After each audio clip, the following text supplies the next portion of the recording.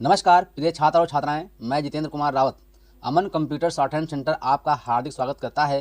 जो छात्र और छात्राएं सिंह प्रणाली शॉर्ट हैंड पूरी किताब पढ़ चुके हैं और उस किताब के मैटर की भी शॉर्ट हैंड डिक्टेशन स्पीड बना चुके हैं और उन्हें अधिक शॉर्ट हैंड डिक्टेशन स्पीड बनानी है तो संपर्क करें, क्योंकि हमने रामधारी गुप्ता की किताब में से 203 पेज डिक्टेशन के लिए हैं, जो प्रत्येक पेज में 400 शब्द हैं, जिनका डिक्टेशन 60, 80, 100 व 120 शब्द प्रति मिनट की स्पीड से 400 व 800 शब्दों पर दिया गया है।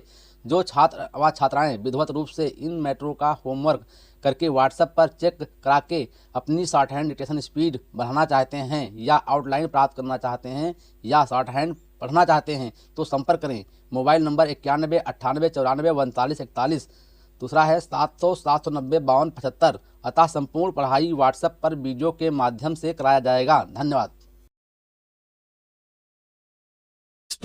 उपाध्यक्ष महोदय, मैं मानती हूं कि बहुत से जो हमारे भाई हैं उनकी ओर से शिकायतें आई हैं और यहाँ बातचीत चलती रहती है कि हम अपने इलाके में सफाई बंद कर देंगे, परंतु यह विषय स्वायत्त शासन संस्था के सहयोग से नहीं हो पा रहा है जैसी कि हमें आशा है।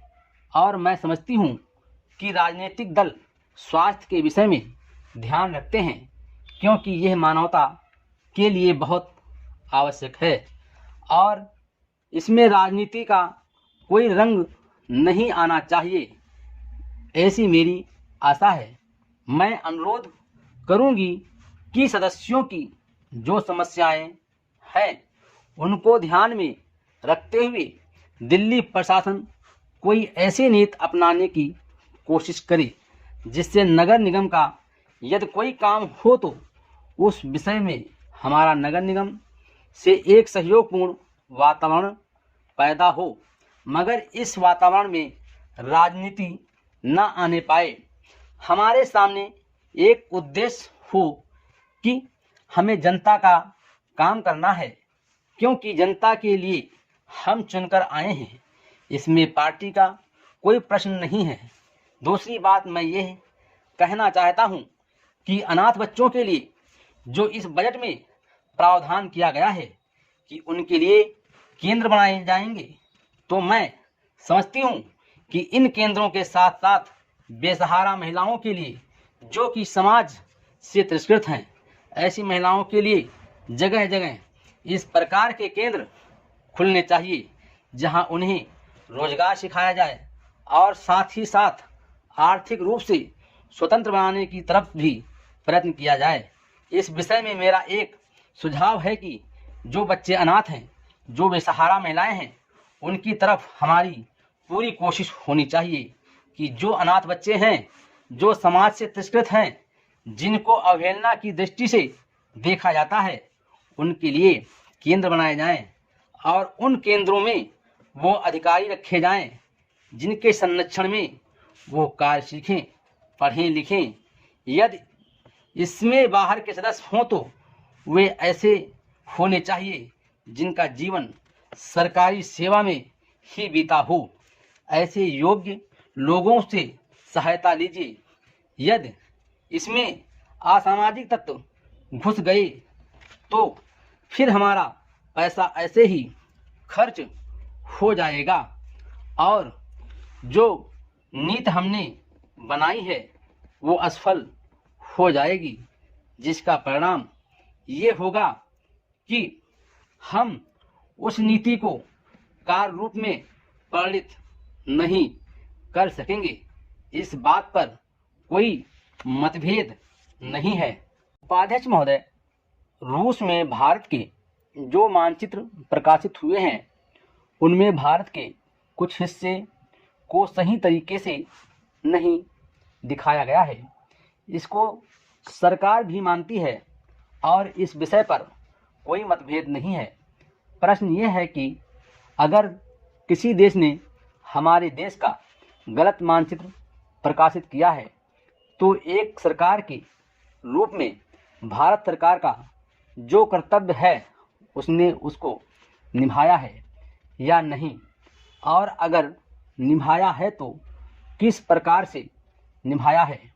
जब भारत सरकार का ध्यान उसमें प्रकाशित उस मानचित्र की ओर दिलाया गया जिसमें हमारे देश के कुछ भाग को गलत ढंग से दिखाया गया था, तो उसने 1956 में ही, जबकि ना तो भारत और चीन की सीमा का प्रश्न पैदा हुआ था, इस बारे में रूस ने विरोध किया।